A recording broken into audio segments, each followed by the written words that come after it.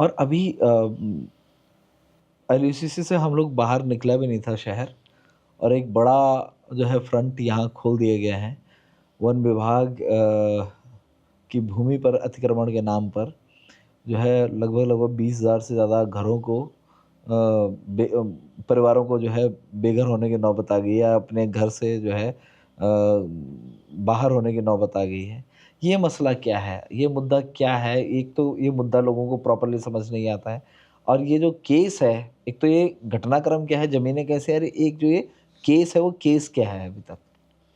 देखिए, ये जो है वीरभद्र सेवा मंडल के नाम से एक सोसाइटी मतलब वो जो बनी थी, तो लगभग 1950 में गांधी जी की शिष्या हैं थी मीराबेन, मीराबेन। स्वर्गीय मीराबेन।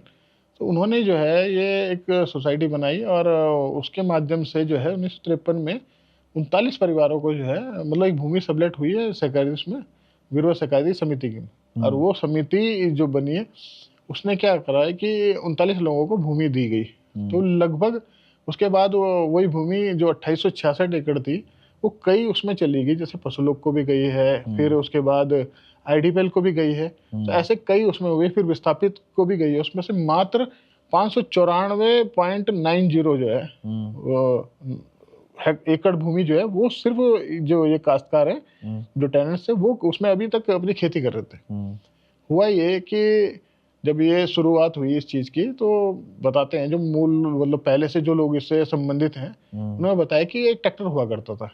तो पहले कॉन्सेप्ट क्या था खेती का कि महलवाड़ी, रैयतवाड़ी और स्थायी बंदोबस्त वगैरह ना, स्थायी परमानेंट सेटलमेंट के माध्यम से एक वो दे दिया आपको स्थायी बंद। तो ऐसे ही यहाँ पर भी लगान वगान का सिस्टम रहा होगा।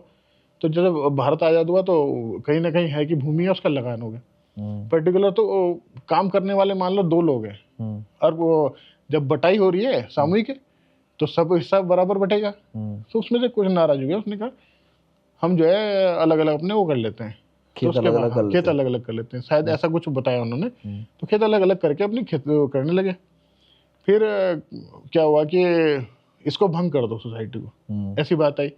तो लिक्विडेशन में जाने की बात हुई, जैसे मैंने उसको बताया ना, लिक्विडेशन में इसमें भी एलयूसीसी भी लिक्विडेशन में बाद में गई है, जब हमने माननीय न्यायालय में चले गए तो वहाँ पर यहाँ पर भी ऐसा करता था। तो लिक्विडेशन में डालने की बात हुई, मगर क्या है वो 83 के टाइम में भी लिक्विडेशन में नहीं गई। अभी तक वो लिक्विडेशन में, जहाँ तक मुझे लगता है, क्योंकि 4-5 के बाद से कोई डॉक्यूमेंट नहीं, वो लिक्विडेशन में नहीं गई। इन्होंने लीज समाप्त हो गई।